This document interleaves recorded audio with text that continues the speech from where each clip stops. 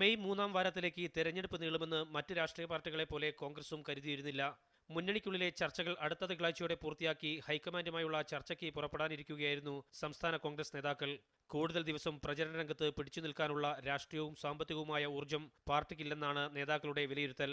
ഏത് സമയത്ത് തെരഞ്ഞെടുപ്പ് വന്നാലും അതിനെ അഭിമുഖീകരിക്കുന്നതിന് കേരളത്തിലെ കോൺഗ്രസും UDFും തയ്യാറാണ്. തെരഞ്ഞെടുപ്പ് തീയതി പ്രഖ്യാപിച്ചതോടെ KPCC പ്രസിഡന്റ് VM സുധീരൻ മുഖ്യമന്ത്രി ഉമ്മൻചാണ്ടിയുമായും ആഭ്യന്തരമന്ത്രി രമേശ് ചെന്നിത്തലയുമായും ബന്ധപ്പെട്ടിരുന്നു.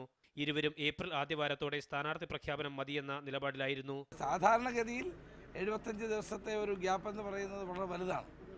അപ്പോൾ നമുക്ക് സമയമുണ്ട്. സ്ഥാനാർത്ഥികളെ പറ്റിയൊക്കെ വിശദമായി ചർച്ച ചെയ്ത് തീരുമാനിക്കാനുള്ള സമയമാണ് ഇപ്പോൾ ഉള്ളത്. പ്രചരണത്തിന് കൂടുതൽ ദിവസം ലഭിക്കുന്നത് വൻ സാമ്പത്തിക ബാധ്യത ഉണ്ടാക്കുമെന്ന് കോൺഗ്രസ് ഭയപ്പെടുന്നു.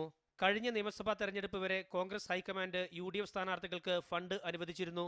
ഇത്തവണ ഫണ്ടുണ്ടാവില്ലെന്ന് ഹൈക്കമാൻഡ് സംസ്ഥാന കോൺഗ്രസ് നേതൃത്വത്തെ അറിയിച്ചിട്ടുണ്ട്.